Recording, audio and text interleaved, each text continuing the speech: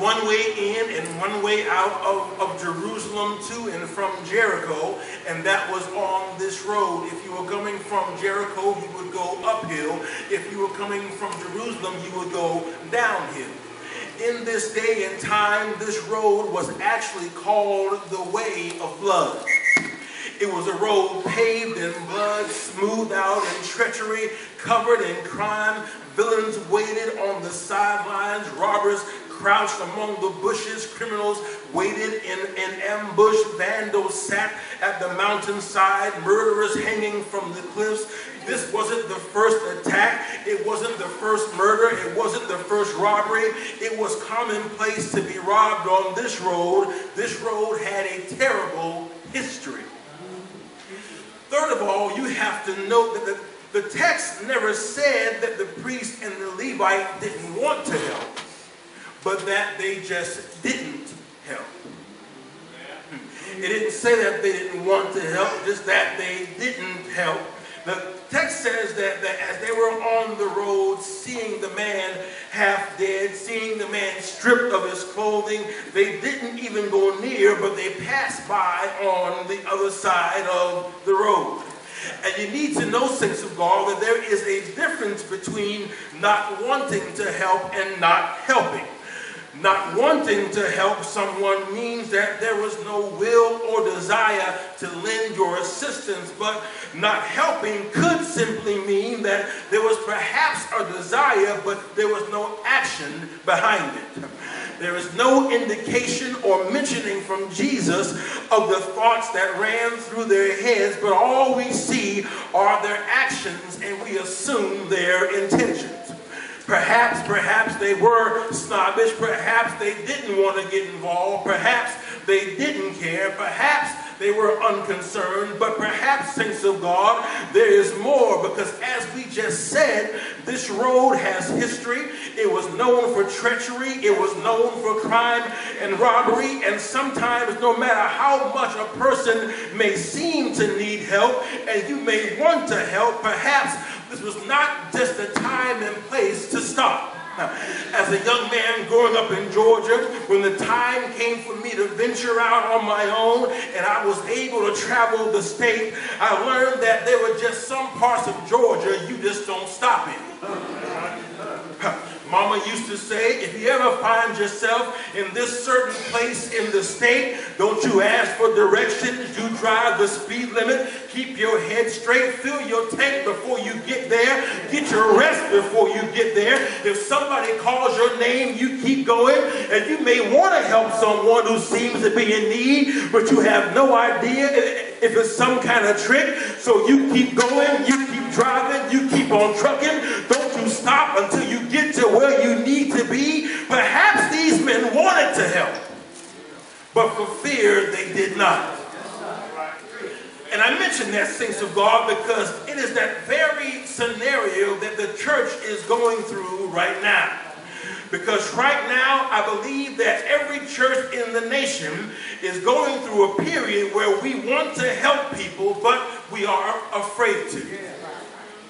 We want to help folk, but we are afraid to. Every church is going through an era of deep discernment and prayer, because there are so many folk who are in need, but it's hard to determine who really needs help and who just has a hustle. We don't know who is sincere and who has a scam.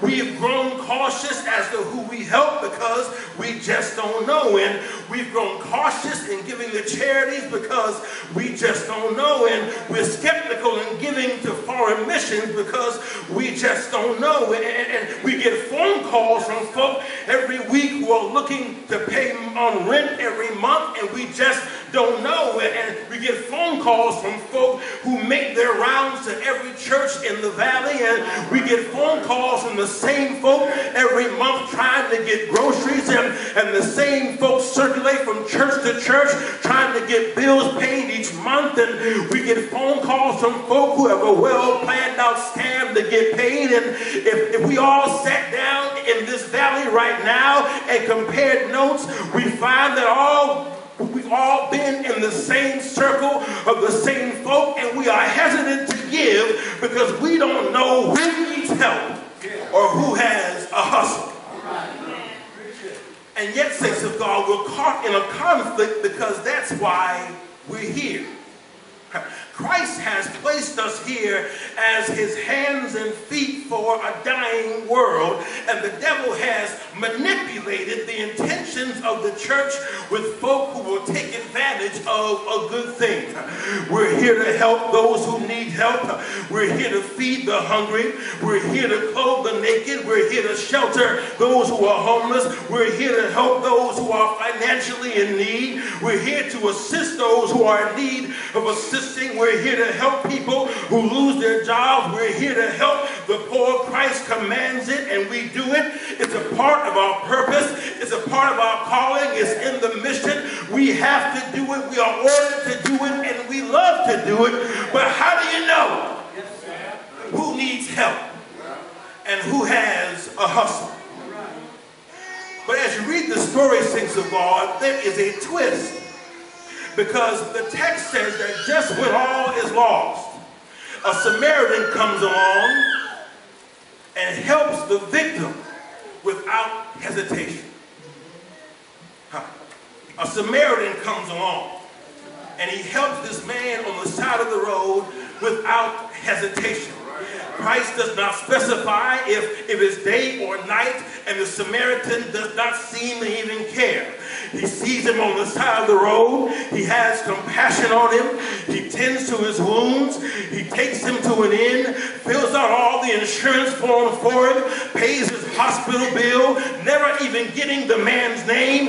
And all this from a man who is a Samaritan, the sworn enemy of everything Jewish. He sees his enemy in need, and he helps him without hesitation. And it caused me to ask the question, saints of God, that when the other people pass by, perhaps in fear of their own safety and the security, what was it that this man saw that caused him to help and caused the others to hesitate? Y'all awfully quiet. What caused this man to stop and help and caused those who are of like character to hesitate? It's right for a fraud. The road is too quiet. The road is too lonely. It could have been a trick. It could have been a scam. It could have been an ambush. Anybody can play dead. Anybody can fake an injury. Anyone can look like they're in trouble, yet he stopped to help him and help someone who may not have stopped to help him. There had to be something that caused this man not to just stop, but to stop and help his enemy. What was it that made him help someone who probably would not help him? What did he see that made him discern between help and a hustle? That's my child. I know who that is. Have mercy. And when you read this text carefully, she always seems to holler right when I'm preaching. So when you read this text carefully, Luke gives us 3 keys that help us discern between when folk really need help and when they're trying to pull off a hustle. First of all, you know he needed help because the victim made no exclamation. He needed help because he made no exclamation. The text never says that the man who needed help ever asked for help. He didn't yell out for assistance. He didn't moan or groan for a hand. He didn't motion for anyone to come and help him. The text said that he lay there half dead, waiting for the other half of death to come. And that may sound weird, saints of God, but if he were trying to lead him into a trap, he would have called him over to come nearer and lead him into an ambush. And you see, saints of God, that's important because I've learned that when folk who ask for help, the ones who ask for help the most are the ones who often need help the least. You need to understand that more than likely when someone really needs help, they'll never tell you they need help. The ones who have a hustle will call you every month, and the ones who have a scam will call you on a regular basis. The one who has some gain will call you every day. The one who has some trickery will be worrisome and bothersome, but the one who really needs help won't call you at all. They go ahead and suffer